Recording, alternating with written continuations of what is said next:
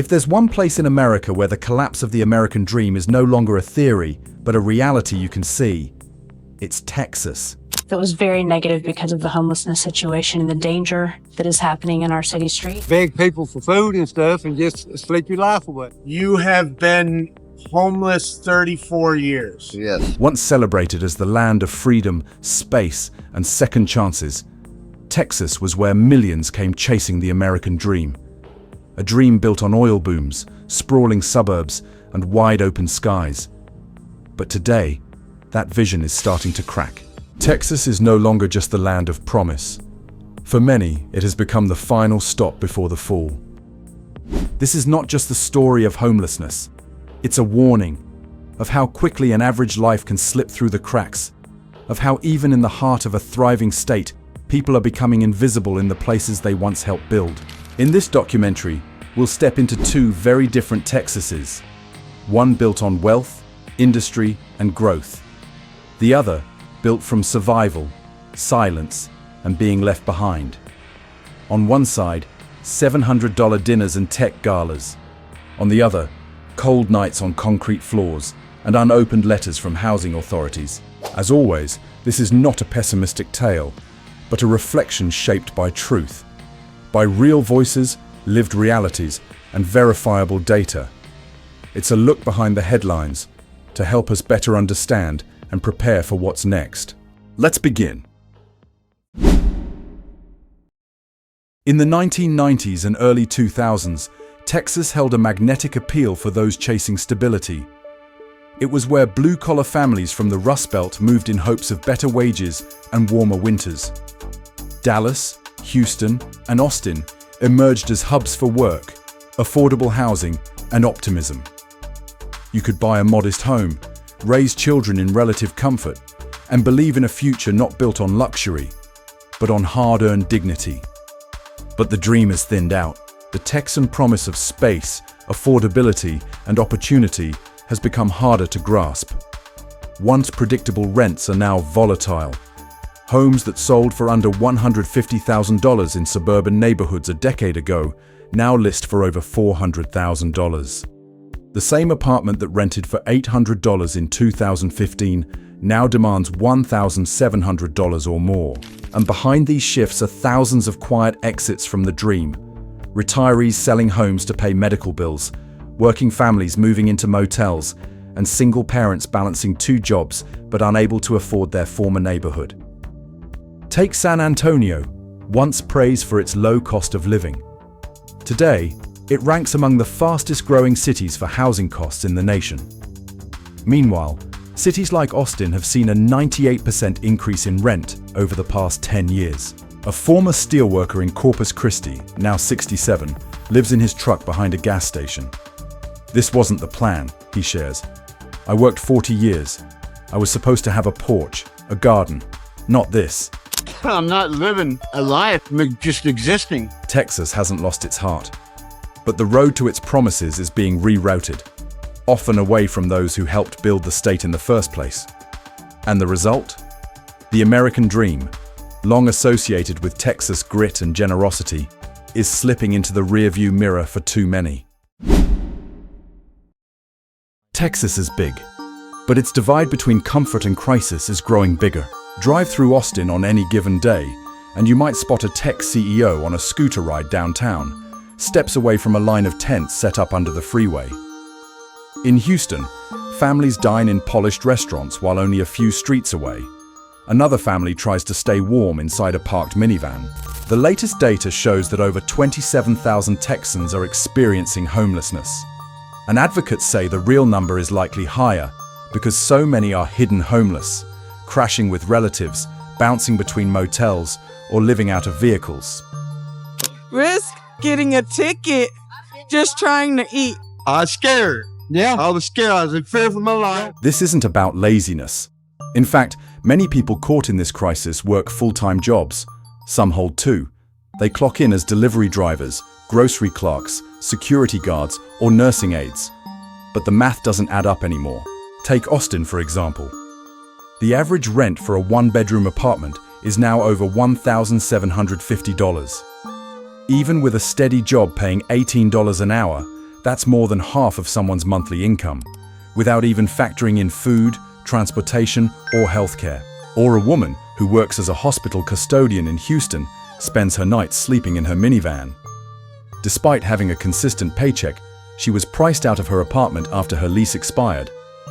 With no co-signer and a damaged credit score from past medical debt, every application she submitted was denied. These situations are no longer rare, they're becoming increasingly common. Meanwhile, cities continue to pass ordinances aimed at cleaning up encampments. Tents are removed, belongings are confiscated, but there is rarely anywhere else for these people to go. All of this is happening in a state known for opportunity, a state that prides itself on freedom, growth, and resilience. But what happens when the people who keep that state running, the workers, caretakers, service staff, can no longer afford to live in it? A parallel state hidden in plain sight. And unless it is addressed, it may become the dominant reality for many more to come. They call Austin the new Silicon Hills, a vibrant tech haven where startups bloom, scooters zip through downtown, and hip restaurants overflow with laughter and espresso. It's a city young professionals flock to, drawn by opportunity, creativity, and sunshine. But if you stop looking up at the construction cranes and glass towers and instead look beneath the overpasses or behind strip malls, you'll find a different version of Austin, one that doesn't show up in glossy travel brochures. In Riverside, along Ben White Boulevard and beneath the I-35 corridor, makeshift tent communities grow by the week. They're built from tarps, shopping carts, plywood scraps, fragile homes for people whose lives have slipped through society's cracks. Many of them worked, some still do. A veteran who served 2 tours overseas now sleeps on a thin mat under a freeway. I didn't come back from war to fight this kind of battle, just to stay warm at night. He's not alone. As of late 2024, nearly 5,000 people in Austin are experiencing homelessness, nearly double the number from 5 years ago. Many sleep in cars outside 24-hour gyms. Others find shelter near food pantries or church parking lots, always moving, always invisible. Austin built its brand on kindness and creative freedom. But today, it enforces one of the state's strictest public camping bans. In the name of urban order, police clear tent sites before tech festivals and music events. They remove people from their situations, but often without offering meaningful alternatives. The city pours tens of millions into event marketing, tech incentives, and downtown beautification projects, but its affordable housing programs remain stuck in paperwork. The shelters are full, the waiting lists are long, and every day someone else gets priced out. A janitor, a line cook, a retired teacher. Austin is now 2 cities, one that lives in modern apartments with rooftop pools, and one that sleeps in the shadows of those buildings, wondering how it all slipped away. If the beauty of Austin is built only on curated aesthetics, while its pain is erased or hidden, then is it truly a paradise? Or is it a haunting illusion? A paradise teetering on the edge of collapse. You can work full-time in Texas. You can skip vacations, cook at home, avoid credit card debt, and still come up short at the end of every month. That's not just a budgeting problem. That's a system failure. Texas was once the dream for working families and retirees alike. A place where land was cheap, jobs were steady, and the cost of living felt manageable. You could raise kids on a modest salary and still save for the future. But that version of Texas is disappearing. A 1-bedroom apartment in Dallas now averages over $1,800 a month, up more than 90% in the last decade. In Austin, that same apartment can easily exceed $2,100, pushing even dual-income families to the edge. Meanwhile, the median wage in Texas still hovers around $48,000 a year. That sounds decent until you subtract rent, insurance, food, transportation, and utilities. What's left? Not enough. A mother of 2 in San Antonio works 55 hours a week as a grocery clerk and weekend waitress. I used to buy snacks for my kids, she says. Now I count every gallon of milk. Each week, eviction notices pile up in cities like Fort Worth and El Paso. Families pack up overnight, not because they lost a job, but because rent jumped $400 with no warning. There are no laws in Texas that limit these sudden hikes. No rent control, no requirement for fair notice. While residents struggle to keep a roof over their heads, major investors sweep in to buy up entire apartment blocks. They renovate, rebrand, relist, and rent them out at prices the original tenants can't afford. Housing becomes a profit engine for the few and a survival crisis for everyone else. Texas has long resisted regulating the market, choosing growth over control. But that freedom has come at a cost. If you think you've escaped this wave because your rent hasn't doubled yet, think again. Ask yourself, will your children be able to rent when they graduate? Can a single mother working 2 jobs ever afford a deposit in Dallas? This isn't just inflation. This is a breaking point, where effort no longer guarantees stability, where working hard doesn't mean sleeping indoors. And if that promise is gone, what's left of the American dream? Texas is proud of its barbecue, its big portions, and its hospitality. It's a state where food is culture, and sharing a warm meal is part of the identity. But lately, something unthinkable is happening. The meals are disappearing, not just in quantity, but in quality. Not just from menus, but from tables. In cities like Houston, Dallas, and Lubbock, long lines stretch outside food banks, church pantries, and mobile distribution sites. People wait quietly. Many don't say a word. They just hold out a box, hoping it's not too late to get something inside. A retired school bus driver in Fort Worth shows up at 5 a.m. every Tuesday. If I don't get in line early, he says, I might not eat that day. These are not isolated stories. Texas now has over 4 million residents experiencing food insecurity, according to Feeding Texas. That includes 1 in 5 children and thousands of seniors forced to choose between groceries and medication. This isn't happening because of natural disasters. It's not a shortage of food. It's a shortage of access, driven by rising costs and shrinking safety nets. In the last 3 years, prices for everyday groceries, eggs, milk, meat, rice, have risen faster than wages. At the same time, funding for food assistance programs has been reduced or delayed. Local food banks that were once lifelines are now overwhelmed. Many have to turn people away or ration portions. Texas feeds the nation. Its farms stretch across millions of acres. Its ranches are legendary. And yet, many of those who plant, harvest, pack, and deliver food are going hungry themselves. Where incentives flow toward investors, but food programs wait for budget reviews. Where the streets are clean, but the hunger is hidden. Just because you don't see it doesn't mean it's not happening. We've raised fences high enough so we don't have to look down. But the truth is still there, under the bridges, in the church parking lots, behind grocery stores. And the question lingers, when food becomes a luxury, what kind of society are we becoming? They wake up early. They clock in on time. They wear uniforms, follow rules, and go the extra mile.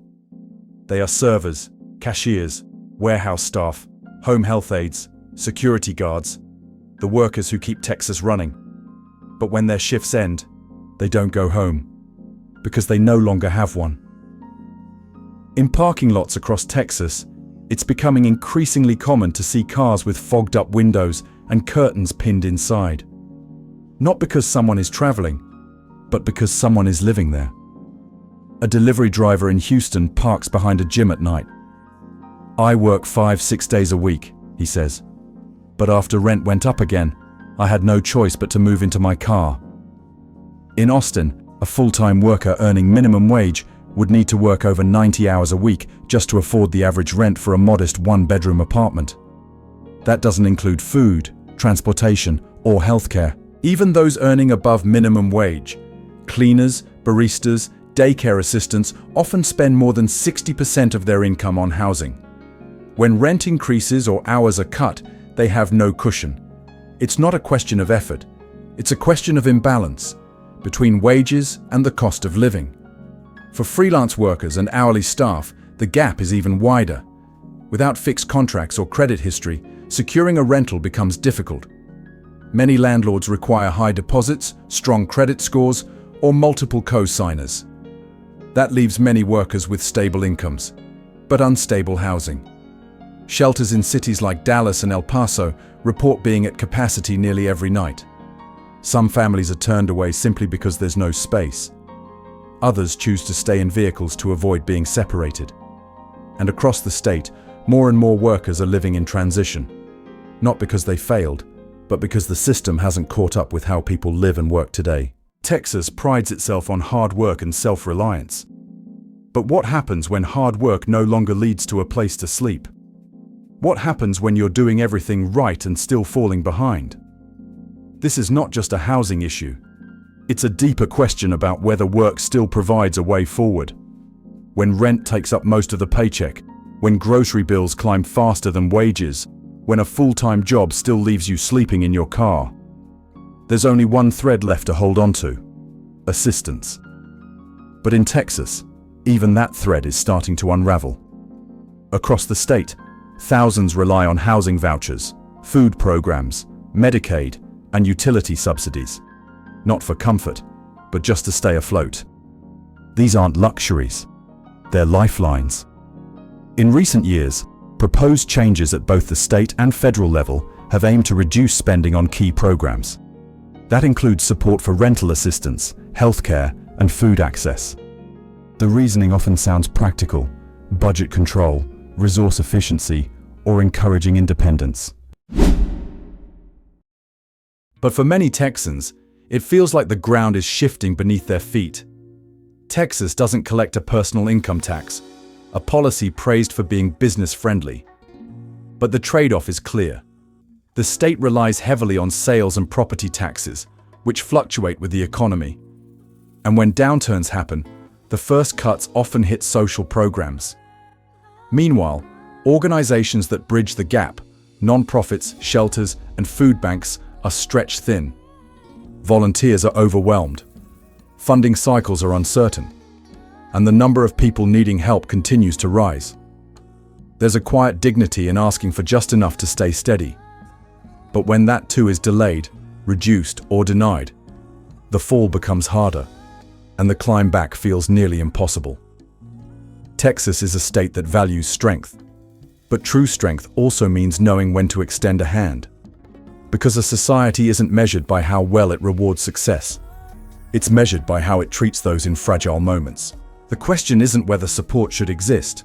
It's whether it can arrive in time, before the fall becomes too steep. And if the systems we once trusted begin to fade, what happens to the people who can no longer catch themselves? For decades, Texas has represented possibility. But today, that promise feels more fragile than ever. In city after city, tents line the edges of highways. Families sleep in cars outside 24-hour stores. Grocery lists are cut down to the bare essentials. If homelessness were still seen as a rare misfortune, perhaps it would feel more distant. But what we're witnessing now is broader and deeper. It's not just individuals struggling, it's entire communities living on the edge. More and more Texans are leaving not because they don't love this place, but because they can no longer afford to stay. Reports show young professionals moving to smaller towns or out of state entirely. Middle-class families are downsizing not by choice, but by necessity. Some seniors are giving up lifelong homes just to keep up with rising medical costs. This is not just a temporary hardship. It's a shift, one that challenges the story Texas has always told about itself. Because Texas was never just about open roads and big skies. It was about working hard and being able to build something from it.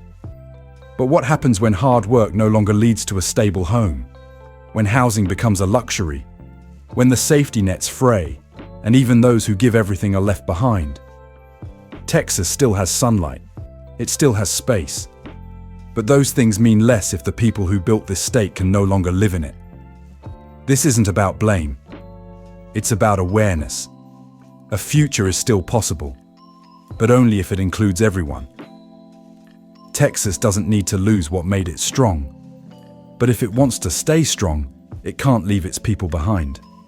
And so the question remains, Will Texas continue to be a land of opportunity, or simply a land people remember as one? Texas didn't collapse overnight. It didn't fall because of a storm, or conflict, or a sudden disaster. But it has gradually worn down quietly, through each overlooked policy, each rising cost left unchecked, and each voice that slipped out of the public conversation. The rising rents, the empty fridges, the long hours without a place to call home. These aren't isolated misfortunes. They are signs of a system that's slowly coming apart. We didn't create this video to offer a simple solution, because there isn't one. But if, somewhere along the way, you felt something, a bit of sadness, a bit of frustration, or maybe even uncertainty, then that's already a beginning.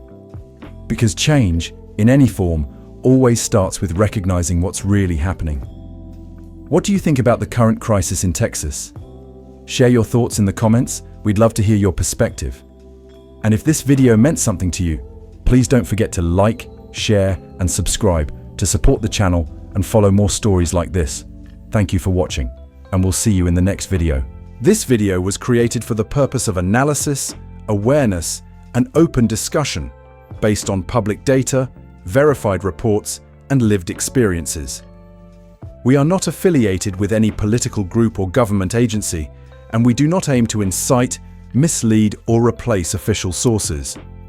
Our goal is to spark thoughtful conversation and promote a deeper understanding of the challenges many Americans face today.